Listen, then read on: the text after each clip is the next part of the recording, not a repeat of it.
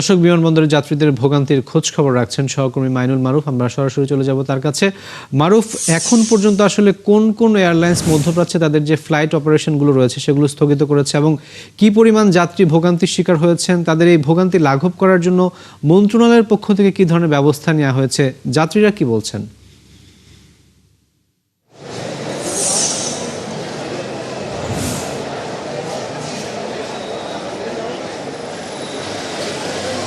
রাকিব, এখন পর্যন্ত যদি বলি সকল এয়ারলাইন্সেরই কিন্তু ফ্লাইট বাতিল করা হয়েছে, তবে দুটি ফ্লাইট কিন্তু এখনও চেক ইন দেখাচ্ছে। তবে মন্ত্রী যেমনটা জানিয়েছিলেন যে এই দুটি হয়তো বাতিল করা হতে পারে, এটি পরিস্থিতির উপর ডিপেন্ড করছে। এবং এই দুটি ফ্লাইট, একটি রাত 2:30টার দিকে এবং একটি ভোর 4:30টার দিকে, একটি রিয়াদ এবং জেদ্দার, এই দুটি ফ্লাইট কিন্তু এখন পর্যন্ত চেকিং দেখাচ্ছে, আমরা যে তালিকা দেখছি।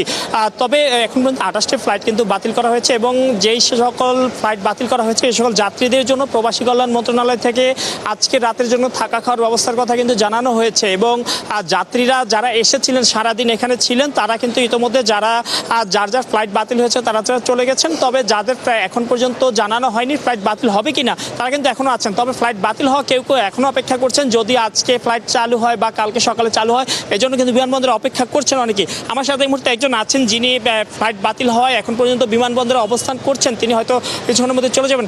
আজকে কখন জানলেন যে আপনার ফ্লাইট বাতিল হয়েছে এবং এরপর থেকে আপনাকে কিছু জানানো হয়েছে কিনা? আমার ফ্লাইট আছিল রাত্র 9টার দিকে। আমার জানানো হয়েছে 9টার আগে জানানো হয়েছে বাতিল হয়েছে, যে কিন্তু অপেক্ষা করছি অনেকক্ষণ। বলছে যে অনেক সুযোগ সুবিধা দিবে, কিছুই দেয় নাই। কাউন্টারে গেছি, এর এনো যান কোনো সুযোগ পাই নাই, পরে বাইরে দাঁড়িয়ে রয়েছে।